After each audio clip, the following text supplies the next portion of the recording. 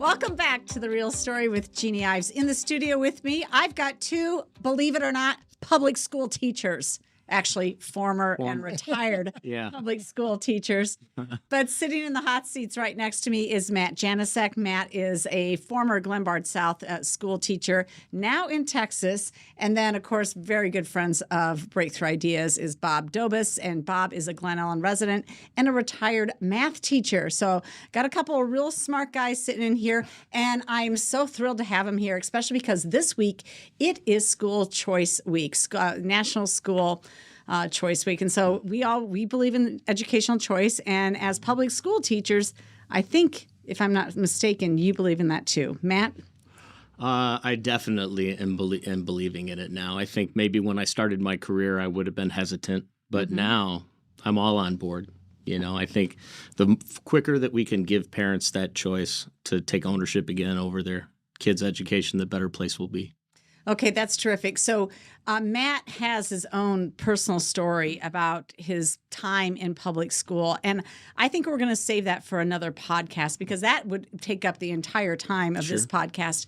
I want to get more to sort of the positive solutions that we can have with school choice. And we need to have those positive solutions. And it's just incredible how the nation has moved in that direction. So Florida has a very strong school choice program. Arizona had the most innovative, most expansive school choice program. And then just this week, Iowa signed on to a school choice program. And in fact, I'm reading from a Fox 32 News. Iowa Governor Kim Reynolds signs historic school choice bill. We will fund students, not systems. And the subtitle, Iowa is the third state to pass school choice measures that expand to every student in the state. And it is I believe it's an educational savings account. So there's a lot of different ones. There's tax credit scholarships. There's education savings accounts. Of course, there's vouchers. Bob, this isn't new. We've had school choice. Why, in your opinion, is it becoming such a bigger deal now? I think it's because people are finally realizing that the current school system is dead. Not dying, but it is dead. And the school system right now does not serve a lot of kids. It does not serve most of the minority population and another minority, males. It does not serve the males, boys. There's nothing for them in the schools. And the schools now, they want you to be good, sit down, be subservient, listen. And boys are different. They're just different. They need to be active, and there has to be something for them. But the important thing is, you know, and I've been talking about that the schools are dead. The schools are dead, and now people are finally trying to starting to realize that. But it's time for what are our alternatives? Where can we go? Because we have to start systems, not a system, but we need to start systems of education that are alternative. And I've got a lot of great ideas. And localized and not federalized. Absolutely. You know, that's communities. Well, there is another man who has been working on this diligently, and Reason Foundation did a short 7-minute video on him in honor of School Choice Week. And so I popped that video up, and I'm going to just show you the first 2 minutes of it. Audience, I want you to listen to this because Bob's right. We need multiple systems, but in many cases, parents are more comfortable with a sort of a traditional system run by different people. And so this man did a great job. JP, if you could play the clip for us right now, that'd be great. A libertarian businessman decides he can build a better school. The bad ideas that were developed within the public school system have to be thrown out. For significantly less money. They just want an unlimited budget, so therefore they say business doesn't apply. Education is a business. Instead of trying to reform the public schools from within, he's providing a way out. There's two ways you can approach life, voice or exit, and the prime mover is exit. Bob Luddy is the owner of the nation's leading manufacturer of commercial kitchen ventilation systems. He built Captive Air from scratch. Now it has factories in 6 states and revenues last year of $400 million. So what does fabricating stove hoods and cooling systems have in common with turning out successful people? THR more than you might think. Luddy got interested in education when he observed that many hires at Captive Air lacked the basic math and science skills to thrive on the job. He became co-chair of a statewide education commission and met with North Carolina officials to voice his concerns. And they were happy to discuss all these ideas. They weren't going to implement any of them. The last straw was in 1997, when Luddy ran for a seat on the local school board and lost. Which turned out to be a great blessing, because immediately thereafter I filed a charter for Franklin Academy. Today, Franklin Academy is the largest charter school in North Carolina, and the waiting list to get in has about 4 students vying for every 1 kindergarten spot. So the market's overwhelmingly signaling we're not happy with the public school system.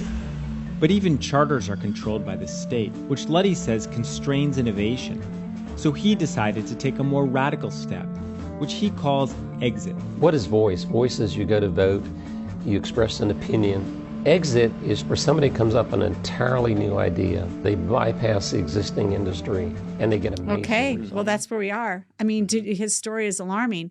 A man as successful as him runs for his local school board and loses.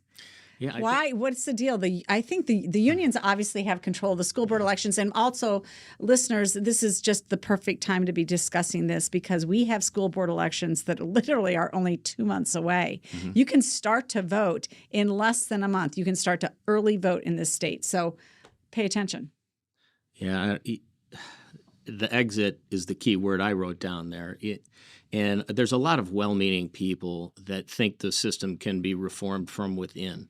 But it's been my experience that the conversations that are necessary to save it aren't even allowed to be had.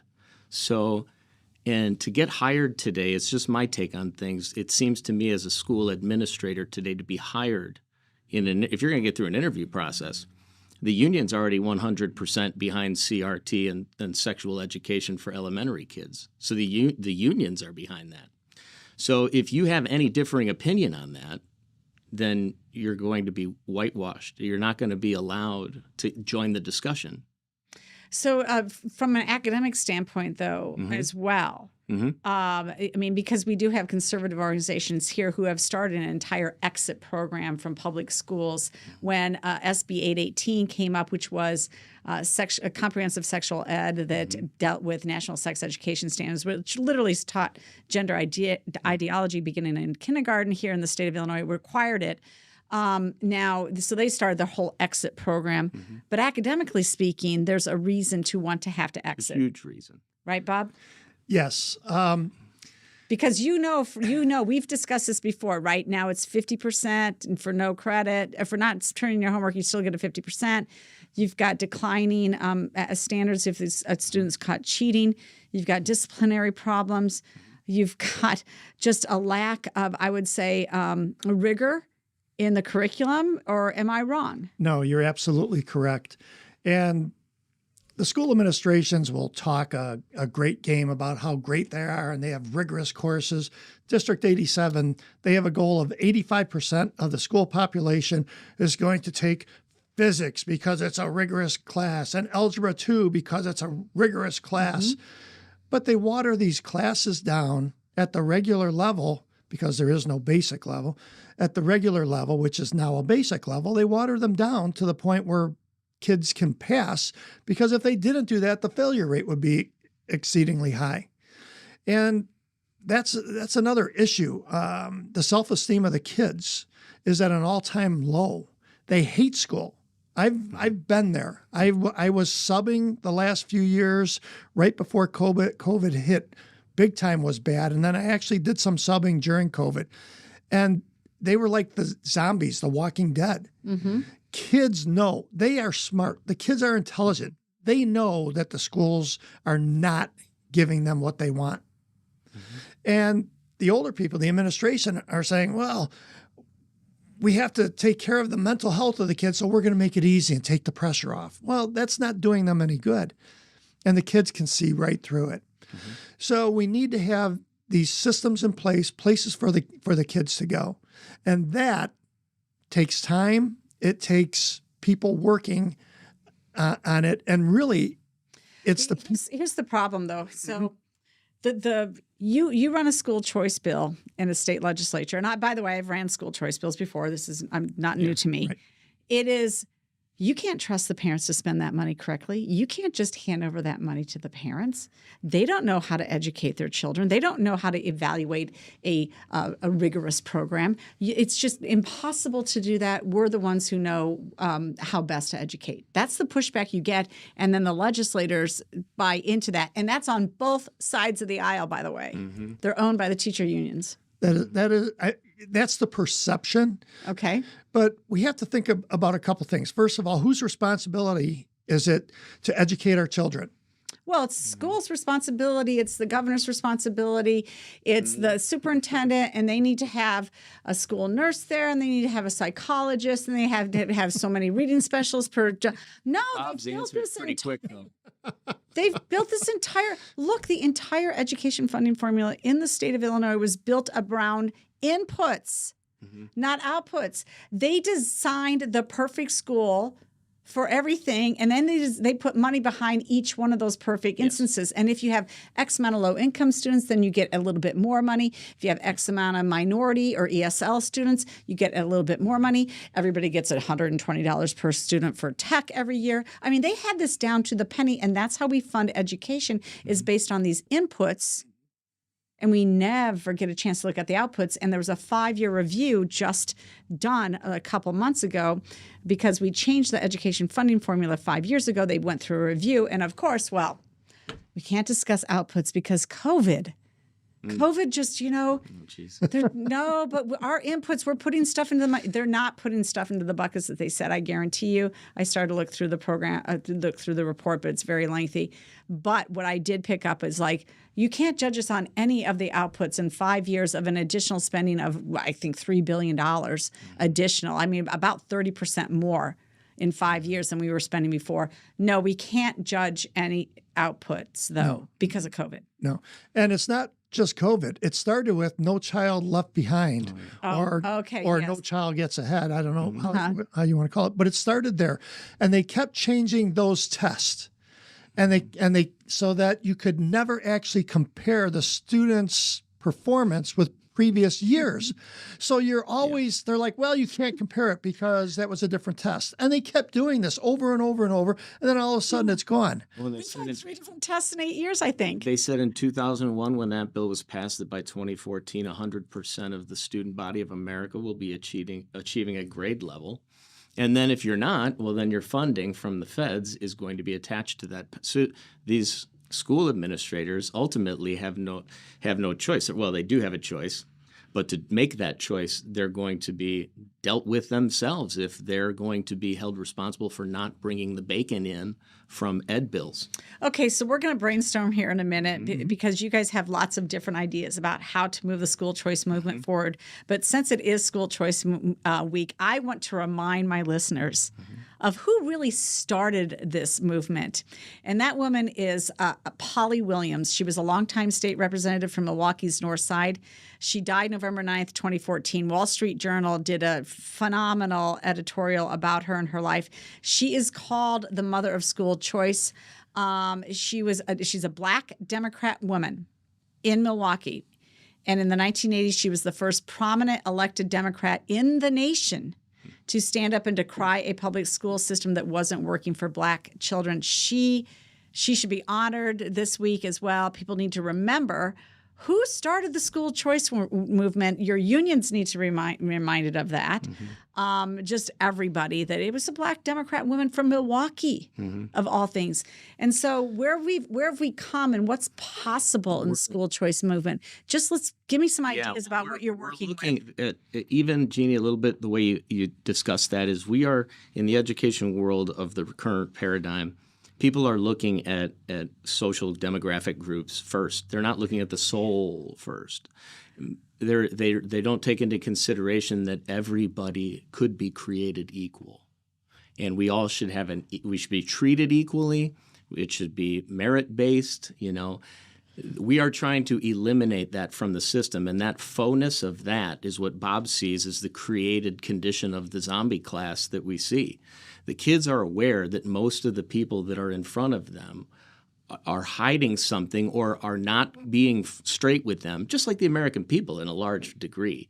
We know that we're existing in that world of lies in a way. So what I've done on my end to try to expedite that is when I walked away from the public school, I started my own just my own MRJ-USA, and I'm trying to get students from around the world who want to participate in Socratic-style discussions and learn about history and real history, whatever that may be to people, the exploration for truth. You probably don't teach slavery, though. Oh, yeah, don't at all. I totally hide that. Of course you do. Of course I do.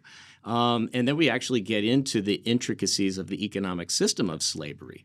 And when kids learn these facts about history, that it isn't all based on race. Oh, like the Democrats filibustered the civil rights bill for I think years. Right. So the double standards are epic beyond rationality anymore. And that's why guys like Bob and I have spent the last year and a half, I think, really in deep discussion. We talk on the phone probably every other week and about whatever we're doing to try to move this needle toward independency. So I conduct 9 classes a week via Zoom with my Chinese kids over in China, and we teach world history and U.S. history to them in deep Socratic style from anywhere from 3rd grade to 11th. And those kids are sharp as a tack. And the 3rd graders understand English? Oh, yeah. They're speaking fluent English already. Oh, we are woefully behind. And I'll just give one of my favorites, little Dora plug. I asked her one time, Dora, do you have any questions? She goes, yes, I have 4 questions. And she went through her line of reasoning in 4th grade to get to those 4 questions. She's like, how about this? And this is where our system fails. We don't trust the Socratic leaders to be that. And in a historic discussion, which is really, obviously, that's going to be the class that carries a lot of political and cultural and values discussions, those are not allowed to be had at the level that would be meaningful anymore in the traditional system. Because you can't embarrass a kid and put them on the spot, like explain your work. Right. Tell me how you made that. Right. You can't do that anymore. No, it's a microaggression. Okay, so there's it's been kind of interesting to watch how everybody is attacking school choice. So there's these things called pods that people are starting to tell me more about that, Bob. Like, do you think that that's going to be a successful model, or is that just a niche? I think that local community groups, pods, if you want to call them, co-ops, are going to be really, really important. And these will start with a spiritual base. Everything will start with a spiritual base and radiate outwards. People need to start reimagining what education can be. Be creative. What do we need?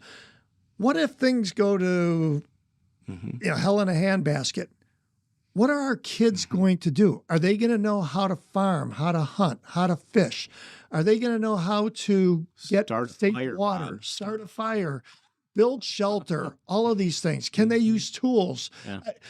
All of these things are being lost. Mm-hmm.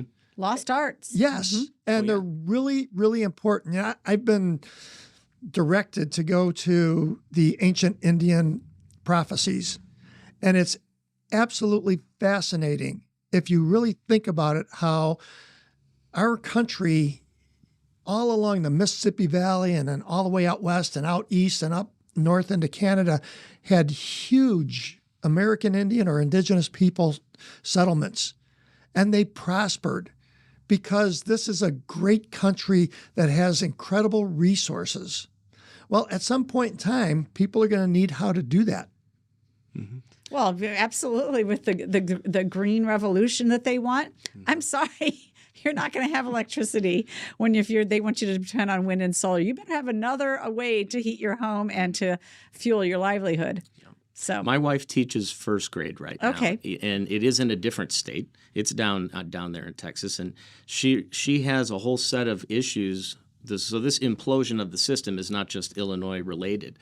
Okay. It's across the nation, and they have their hands tied what they can do for discipline down there. She told me, well, I already know that, a 1st grader, broke a teacher's foot just by stepping on it the other day on purpose. There's kids flipped and they can't do anything, and there's very little that can be done to fix that. And she doesn't have time in the course of a day as a first grade teacher to read with her students because of the testing and because everything she has to say is literally scripted. Literally scripted. No way. Yes. Now, she doesn't really follow that all the time. but the idea is that it is to become scripted so that they can, and she tests them every week. We're talking first graders are on there taking map tests on the computer every week. They hate it. They're in first grade. You're supposed to love school. Let's go there because I think you should not have technology in the classroom until maybe sixth grade. Mm-hmm. Yeah, it's total sense. Computer that we had, I mean, we started to work with some computers at West Point. You know, we learned BASIC and we had, I mean, it was nothing. It's not like, I still had a typewriter that I wrote papers on at West Point, okay?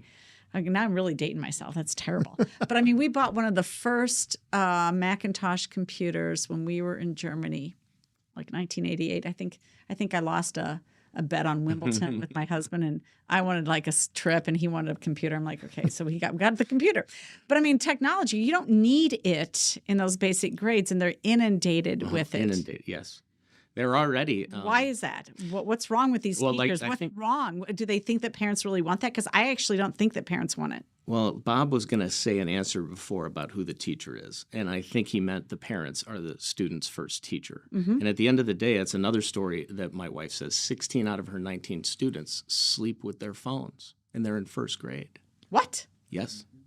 So this is It's a curse. It's They have a recurrent. phone in first grade? Yes, many of them that many, or they have a iPad, whatever the family, whatever they're sleeping with. They're tech. No. Right.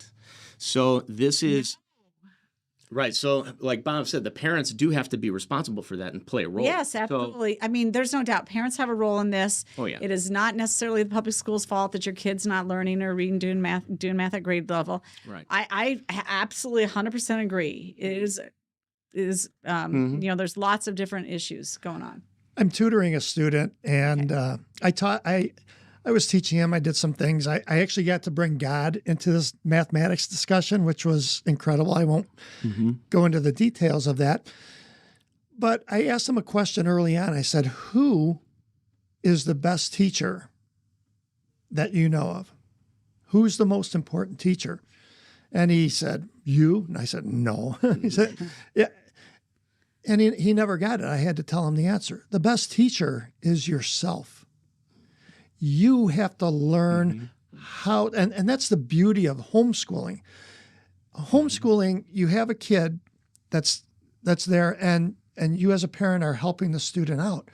And the parent's like, I don't know how to do this. Well, then the child researches. They go and they read a book, and they read about it, and then they can go ahead and they can make that an English lesson because they get to write about it and journal and take notes and all the things that they need to do from an early age. Because let's face it, parents aren't going to know every single subject. Right. So the student becomes much better. I listen to Dennis Prager a lot, and it's funny because today he said, I hate to tell you this, parents, but if you're leaving your kids in the schools now, get them out now. You're doing them a disservice by leaving them in the schools.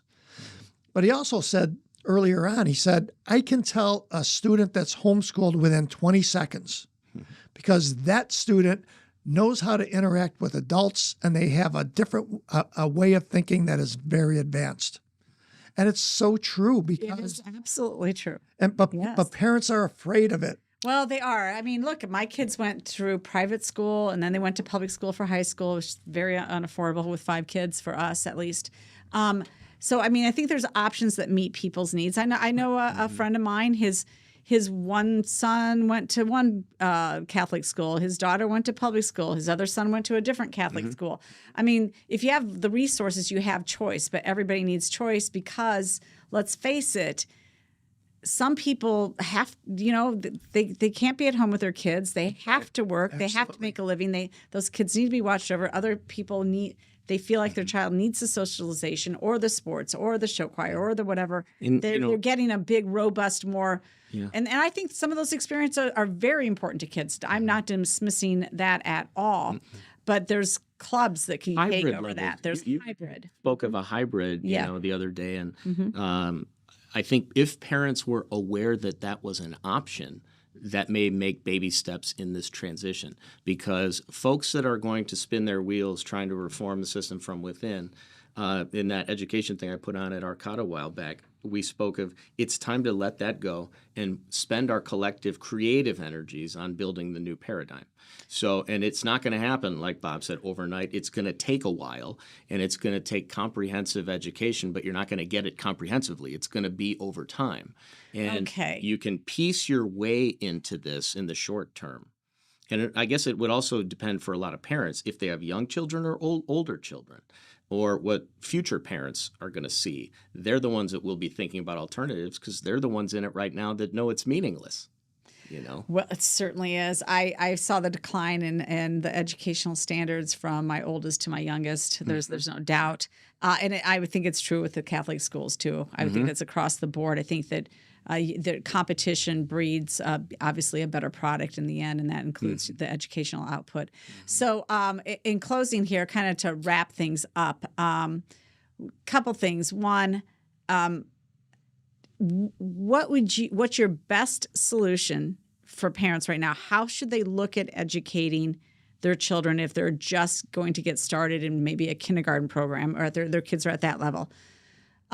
Number two, if you're an oncoming public school board member, because we are still trying to win public school boards, okay? We still want to control those school boards from a conservative standpoint.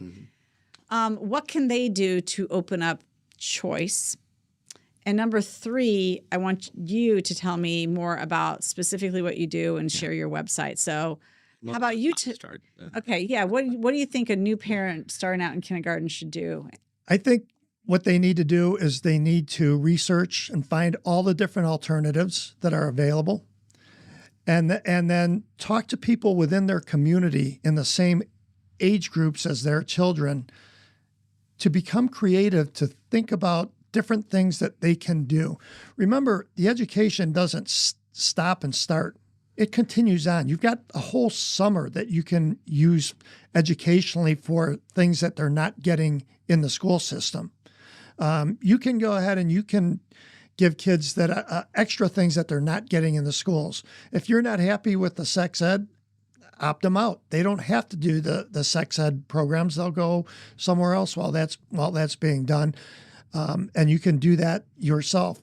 But it's really about sacrifice financially and time-wise. Are you willing to sacrifice what it takes to give your child the best opportunity to have a really meaningful spiritual existence? Okay, and then Matt, tell us, any advice for an oncoming school board member who wants to and I think we've all agreed that it's really going to be hard to reform these systems at this point. So how could they open up choice? I think straight for an incoming school board member, I don't care what your political persuasion is. They all have to realize that the system is really limping along, and it does not have the trust of the people, and the people are really near pulling out entirely. And that if they want to sort of help, that they need to realize there are students from around the world that are just killing us. And they're going to keep doing that the more that we are mired down in a pipe dream social reform agenda that more than half the country doesn't agree with.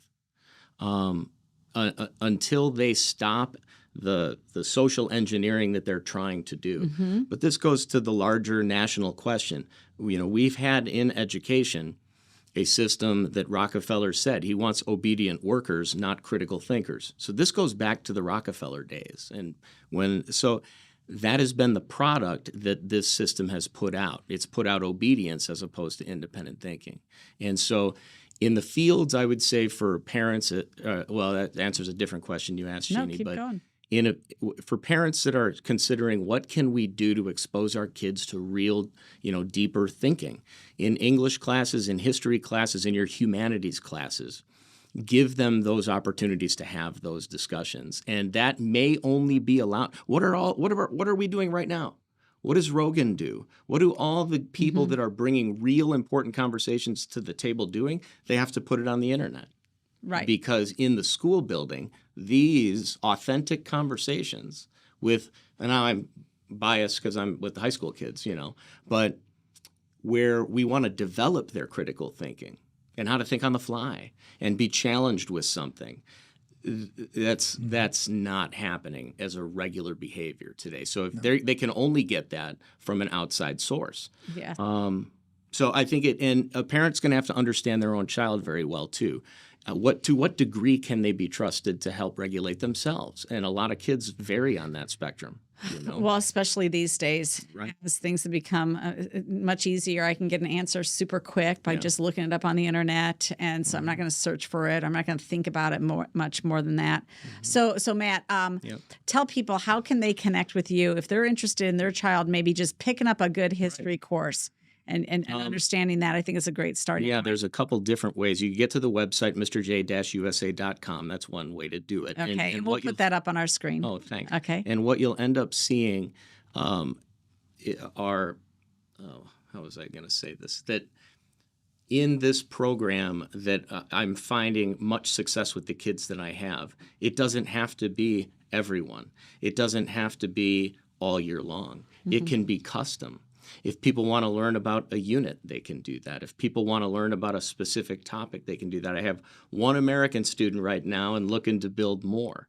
So for homeschool co-ops, I would suggest they get on and see if they want to look at services like that I'll be providing or other teachers like me for that specific discipline. If they can get a collective of people together in their community, 10, 11 kids in a pod, as you said, and take one class as an experiment, just see what can happen, because the cost is effective. It's not that much of a cost compared to what we're paying in property taxes, and hopefully someday we can reverse those property taxes and actually give the parents more purchasing power when it comes to their educational choices. Or give them an educational savings account. They can just simply purchase what they want from a menu of options. Educate your kids, take them to the club sports to get their, take them to the dance studio to get what they need there. That's good. Yeah. That's great. So, I mean, I guess if anything came out of COVID, it's the fact that we need full-scale school choice. So, Very much so. All right. Well, thank you so much to Matt Janicek and Bob Dobosz for joining me on this Real Story. Of course, it is The Real Story with Jeanne Ives. You can connect with us on Spotify, Apple Podcasts, AM 560 has our podcast, and our website, breakthrough-ideas.com. Thanks for joining me.